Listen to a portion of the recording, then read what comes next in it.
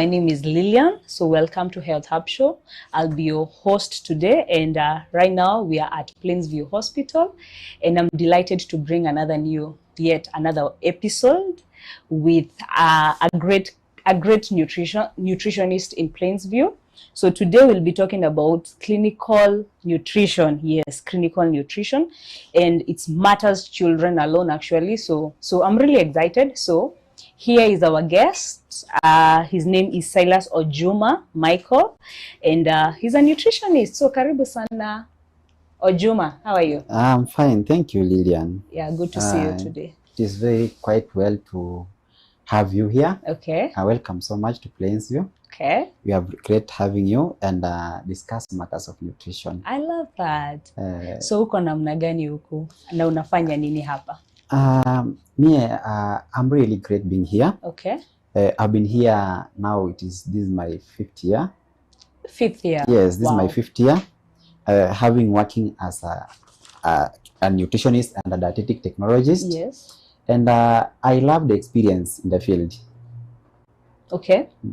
Yes. So you love the experience in the field. So inakwanga tu basically watoto peke yake? Nutrition basically entails adult and pediatric. Okay. Watoto na watu wazima. Na watu wazima. So it depends with the client that you have. And the needs of clients vary depending with the gender, age, and even activity levels. So our business today is just tackling matters children. Yes. Tujue what really itawasaidia je ku grow well and grow in gracefully, because we need them anyway for our generations to come.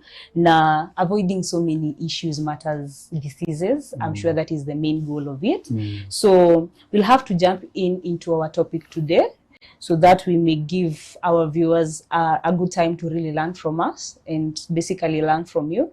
And man, good job. What you guys do is really commendable. So we really appreciate you for that. So now, when we talk about nutrition, what is nutrition? Okay, thank you, Lillian. Once more, welcome you, our viewers, today, as we are coming to discuss how to promote health for babies. That is really pertaining nutrition intervention. As we started that, I say that I'm Silas Juma Michael. I'm a clinical nutritionist and dietetic technologist working in Plainsview. And welcome so much. Maybe just to tell our viewers, nutrition has been underrated in most of the times. That people feel like nutrition is just intake of just food. Do you take balanced diet? But here, we want really to know what is this nutrition in terms of nutrient, not just a food as it is. Oh, okay. So nutrition is basically the use of food nutrients in the management of specific diseases and illnesses. How can you use calcium available in food to control yourself from getting bone diseases? How can you use zinc available in the food that you take to promote your immune system? How can you use iron-rich foods to enhance iron in your body? So nutrition is basically you employ the use of food substances, the nutrients available in food, in the management and treatment of specific diseases and illnesses. Oh, wow, that is so good to hear. So the main goal happening to help people prevent so many other issues that can come along with nonanga. So many times, lack of people that are children when you are malnutrition, they are so vulnerable to so many issues, rather diseases, to an extent mtoto anagrow na so many problems. For example, me, I remember I wasn't malnutritioned, but I just could get sick any moment. Like I struggled with diseases, ikiisha hii, another one, ikiisha hii. So you unaweza sema, what was that time? Okay, thank you so much. Malnutrition can cause a couple of disorders in the body of a child. Yeah. And where now we come, like when you get a child that is deficient, I always tell people that the beauty of a house is not the painting at the outside. It is what is inside. Ah, I love The that. beauty of your body is not about your appearance and your color. The beauty of your body is about the health status. There is what is called the nutritional status. There is malnutrition, that is undernutrition, and overnutrition. Oh, okay. So when you come to undernutrition, you are underfeeding, you are undertaking what is daily required of you from foods. So basically, when now you come to malnutrition, you can get in children, you can get there is wasting, which is basically lack of energy. Oh, okay. But there is what is called hidden hunger. It's just from normal English that hidden hunger is something that you cannot see. When your child is deficient of iron, can you see? When your child is deficient of calcium, can you see? But the symptomatic implications are vividly seen. Like when you lack, when you miss to eat maybe a carbohydrate, or you miss to take your matoke, you can easily feel hungry. And when you miss to take these foods that are rich in energy for some time, we can find that you are becoming wasted. But when you become deficient of some nutrients, vitamins, like calcium, iron, these minerals, calcium, iron, when you become deficient of these things, first thing, these are what's called hidden hunger.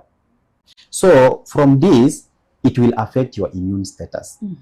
Like when you become deficient of calcium, this can, calcium or vitamin D, this can lead to rickets. You get the one major role of calcium in your body is to enhance your bone density and your bone health. And also calcium is very, very essential in maintaining the health of your respiratory system, that from avoiding the accumulation of mucus along your respiratory system. So sometimes when you have these deficiencies, you can end up getting other diseases, like even hypophosphatemia. This is low phosphate levels in the body.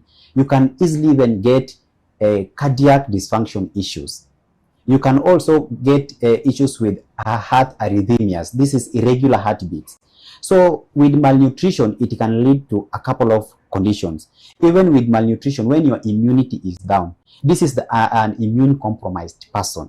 Like if a child is malnourished, one, this child will have stunted growth. So her growth?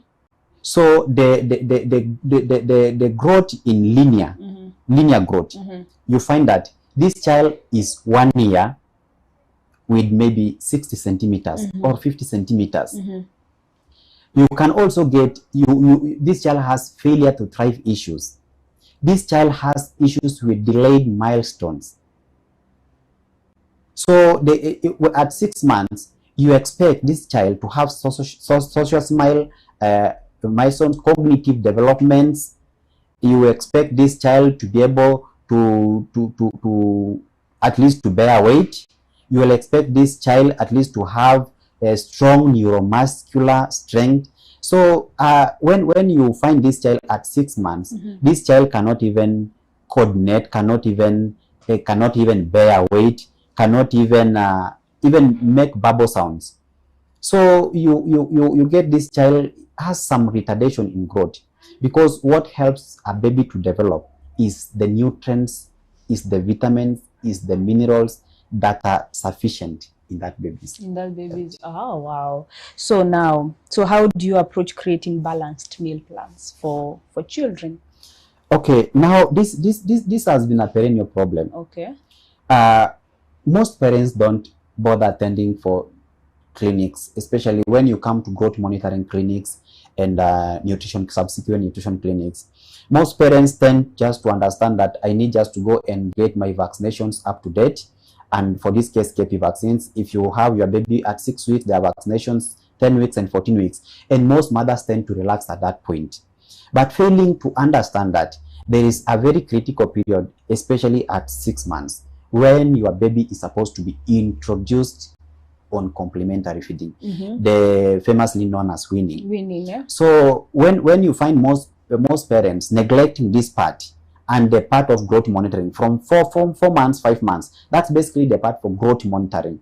And most parents take like growth monitoring is not growth monitoring, it is weight taking.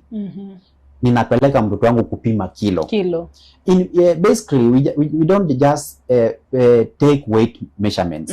We check on the weight, we check on the height to ascertain the disorders of stunting. We ascertain the head circumference to ascertain how is this head growing.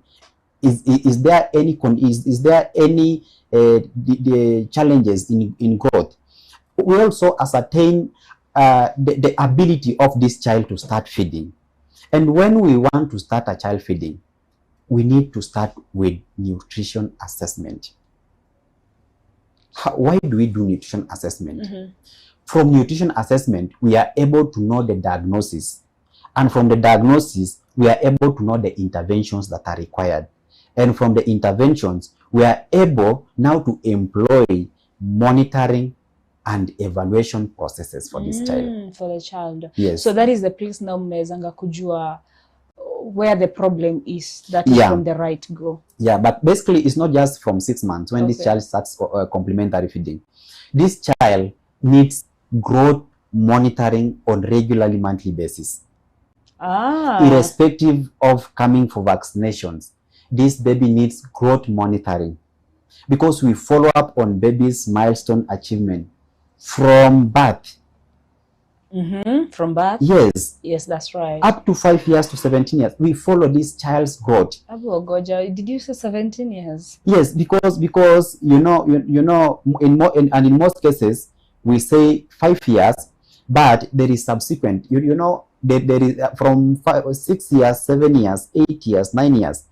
These children sometimes they can develop nutrition disorders, like maybe loss of appetite. When now they start engaging with other kids, they start going to school, they start developing self-preferences, personal preferences to specific foods. You can easily get these babies, either they become underweight or overweight. So even irrespective of 17 years, your nutrition status should be monitored. Wow.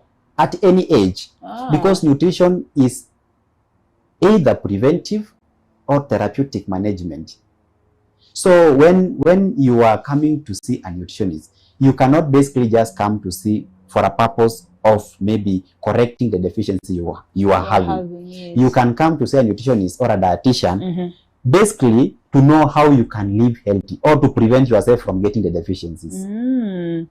Wow, that is so nice. Maybe to embark on your question that you asked, how can we now prevent these things? Basically, to bring balance in nutrition in children. Yes. In nutrition in children. Yeah. We need to know the nutritional needs of a child, especially at the complementary feeding stage. And basically, when we start feeding, first we start basically with purees. We say we start with purees. So what's purees? Purees, just basically the use of starches. Oh, okay. They are cooked and they are mashed. When you mash and maybe the food that you boil, when it is in porridge form, that is a puree. That's just to make your baby to swallow easily. To swallow easily. Yes. I get that. And mostly when you start feeding this child, you need to employ food diversification. Don't abuse the use of a single food group. Like you will find a mother, you mix rice, Irish potatoes, matoke, you mix into arrowroots. That is those are starches. So you find this child takes the same food group until 1 year. What will happen? This child can eventually develop deficiencies like iron deficiency, calcium deficiency, zinc, magnesium, phosphates, and so on. Yeah. So you find that we need really to know the food diversification when you start weaning your child, and you follow subsequent meal plannings. So there's that subsequent. Yes, because adjustments are made depending on the nutritional status of a child at a specific age and considering the health status at that point. A sick child cannot eat the same with a healthy child. That is true. Yes, a child who has rickets, who is deficient of calcium, cannot eat with the same child who has normal calcium levels. As a child who is anemic cannot eat the same with a child who is not anemic. We need to modify nutritional needs. And in most cases, we say that we do dietary modifications. Yeah. We also do dietary fortifications. Yes, we also advise on reading food labels that are with fortifications of what is deficient to this child. Wow. Yes. I get that. So basically kuna kitu that I've brought out of it, that any mother with a kid every month should visit you guys. Yes. So do they do that, Ama? What happens?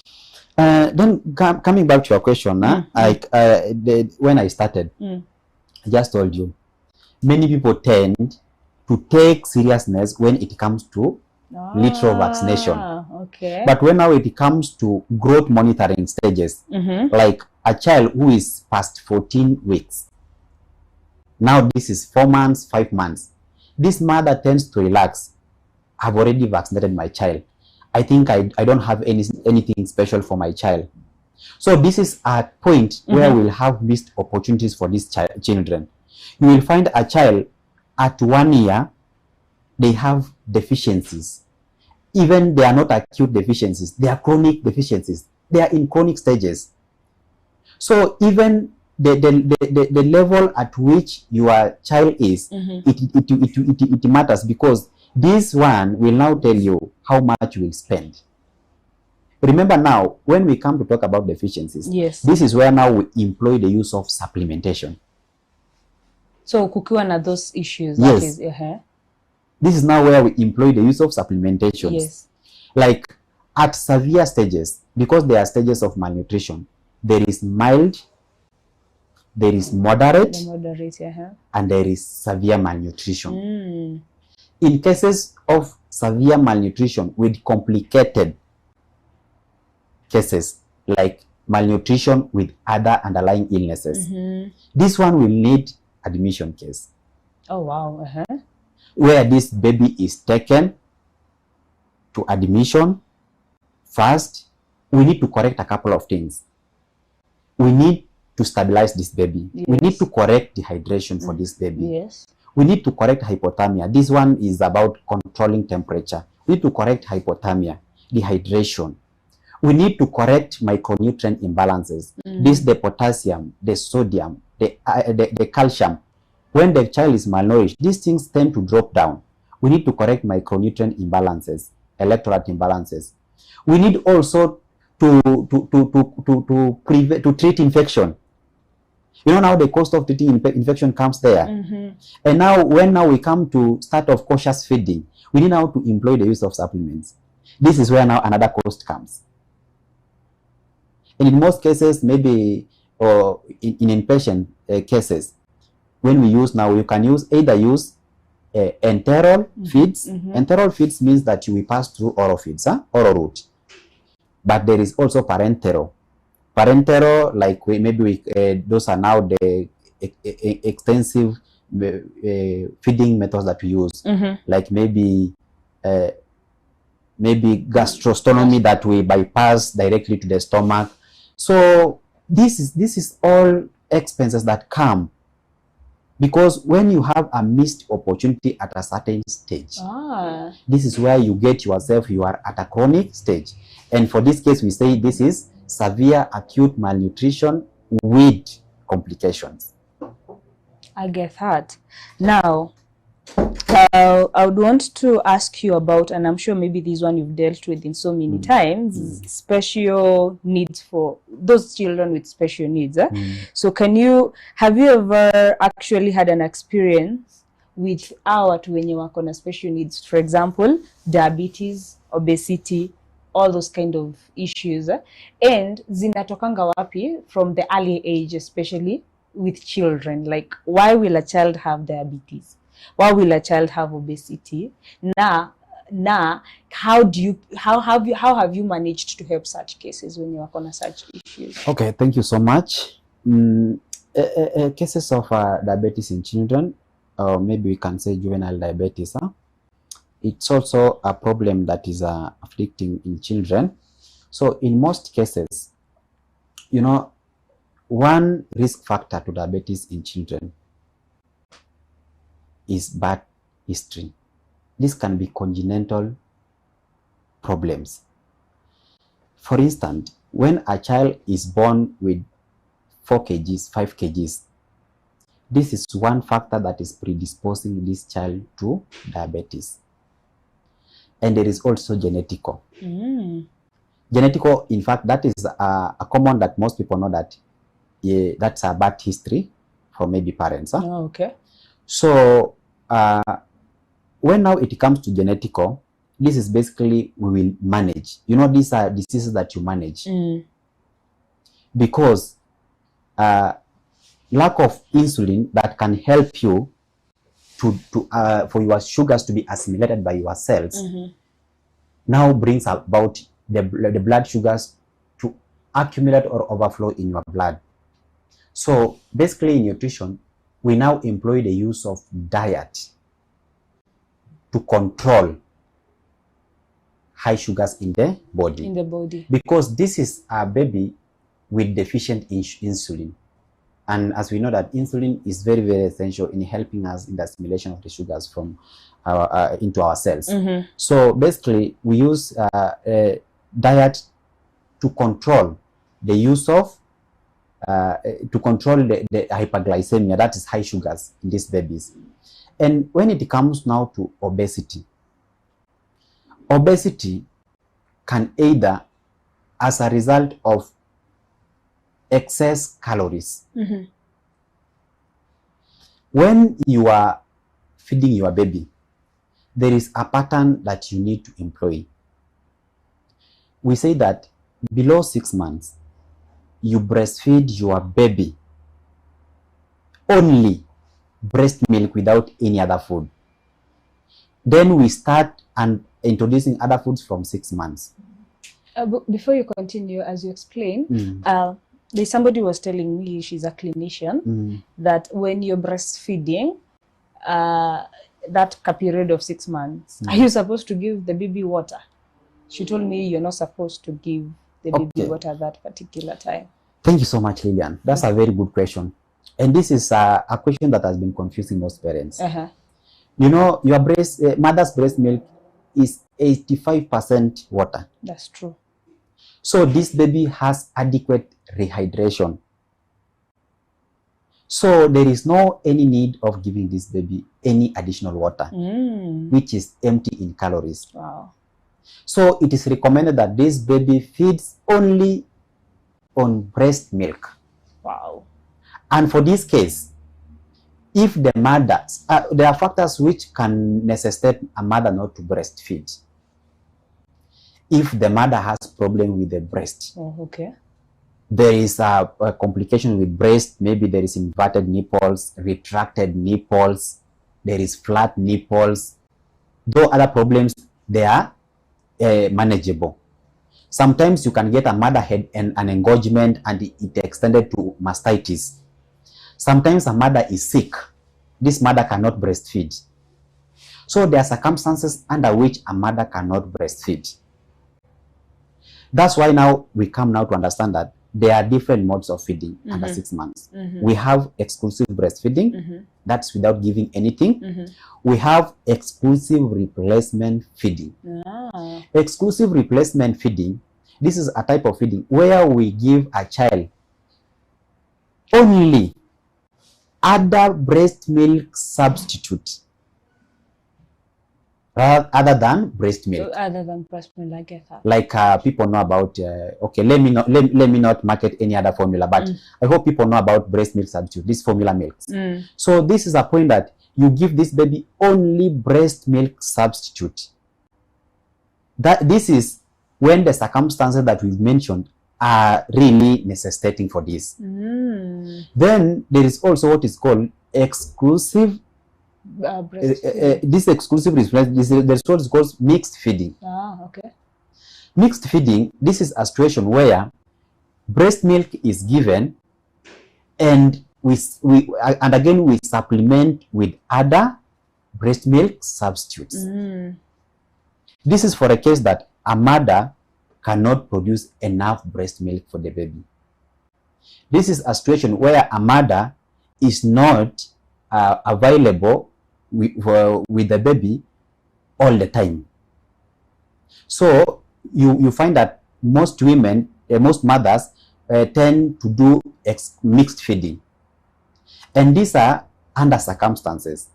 But what is recommended health-wise, medically, Yes. so for your baby to have enhanced immunity, for us to prevent issues of diabetes, for us to prevent issues of obesity, Wow. you need to breastfeed exclusively. I love that. Now, actually, our time is really almost done. But before we are done, kindly touch a bit, only maybe for maybe 2 minutes, matters allergies in children. You know, I struggled with that. I didn't understand what that was all about. So what is this allergies? Nini easy in children? Okay, there are a couple of allergies in children. Okay, now that we are talking about nutrition, and maybe we now narrow to food allergies. This has been a very big problem that has been affecting most babies. You find a child has started feeding, and all of a sudden they start developing rashes, boils, changing skin color, texture. So these things have really been there. And this is the reason why we always say that you need a structured, developed, complementary feeding plan. You need to introduce foods gradually. Because for From us, the word go. yes, gradually. You don't just start proteins, carbohydrates, everything at the same time. Then you cannot give a child on a single day. You've given an egg. That's a child who is starting to feed today. You've given an egg the same day. You've given fish the same day. You've given peanut the same day. You've given matoke the same day. I get that. So even diagnosing allergies, it is very, very difficult. To prevent these allergies, one, you really need to start feeding cautiously with the help of your registered dietitian or a nutritionist. I love that. So that you have a very definite, defined meal plan. A very gradual way of introducing foods, step by step. So that your child, you can easily know at what stage should I introduce proteins. At what stage should I introduce fats. At what stage should I give my baby what type of food. Because when you start foods in a clustered form, it is very, very difficult for you to understand the allergies. So that is why those many issues come along. Yeah, it is really a wide thing because I've seen it with children. I personally suffered that. And it's gonna get why I'm told not to eat a specific meal, and I'm like, is it not really food, you know? Now when I eat it, mashida zinakuja along the way. And maybe just to mention something before you move on, okay, just taking a little of your time. Let us come to now the famous known cow's milk. Okay. We advise mothers to start giving cow's milk from 1 year. Oh. But how many mothers give milk below 1 year? So many mothers. So many of them. How many mothers, they tend to dilute? They feel like, you know, it is heavy, let me dilute with water so that it is light for me to give my baby. That is not the reason why we say don't give milk under 1 year. The casein proteins, the ratio of casein to whey proteins in cow's milk is 80 to 20. Casein proteins is 80%, so whey protein is 20, which is easily assimilated by this immature digestive system of this child. So we advise these mothers that because of the hard casein proteins, the heavy casein proteins present in cow's milk, and considering this immature digestive system of this child, we start giving from 1 year. So most mothers you tend getting, they dilute with water, they give even at 6 months. My neighbor gave the child, I didn't say anything. That is how sometimes we expose our digestive system to things that are not able to digest. I get that. So you can easily get these allergies in any form. In any form. Yes. Wow, Silas, thank you so much. Because now we have to end this, and it's really sad that it's so fast. But of course we'll have to come back to more because I know it's so much detailed. But I would like you to face this camera and encourage mothers there within maybe some seconds. Okay, thank you so much. Once more, I'm very great having you. It has been very great being our listeners today. And I want to encourage all our mothers out there in every part of the world. let us take the part of nutrition very seriously, because the preventive part of health is very, very cost effective. So when you follow up on your child's growth and developmental stages, you are able to know at what stage is your child failing to grow well, what does your child need at what stage, so that you will help this child at that onset of the problem. Because waiting for your child to develop chronic to come to a chronic stage of any deficiency is not of essential. So I'll encourage all our mothers that you need really to check on your child's health by visiting your clinics and have a one-on-one talk with your nutritionist to check how is your baby growing, how are the milestones. If your baby has started feeding, is the baby feeding well? Is the baby feeding the right thing? Is it sufficient? Is it right? Is it indicated for that age? Is it of recommended? So you need this the answers for these questions. So I encourage you mothers that you really need to take this, because preventive is the best part of the health of your baby. Okay. Thank you so much, Lillian. Thank you so much. I really appreciate your time. Thank you. Okay, thank you guys. Thank you for listening. God bless.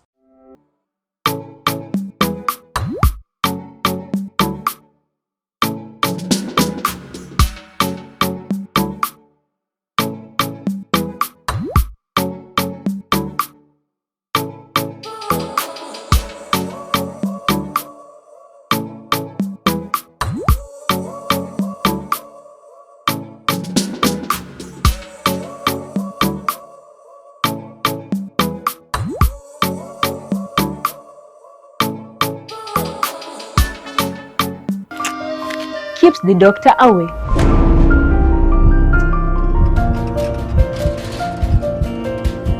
Introducing to you Health Hub, a groundbreaking television program that is here to transform the way you approach your health. Join us as we dive into the latest breakthroughs in matters health and wellness. Don't miss out an opportunity to live your healthiest and happiest life. Only on ICTV with me, Lillian Wanjiku.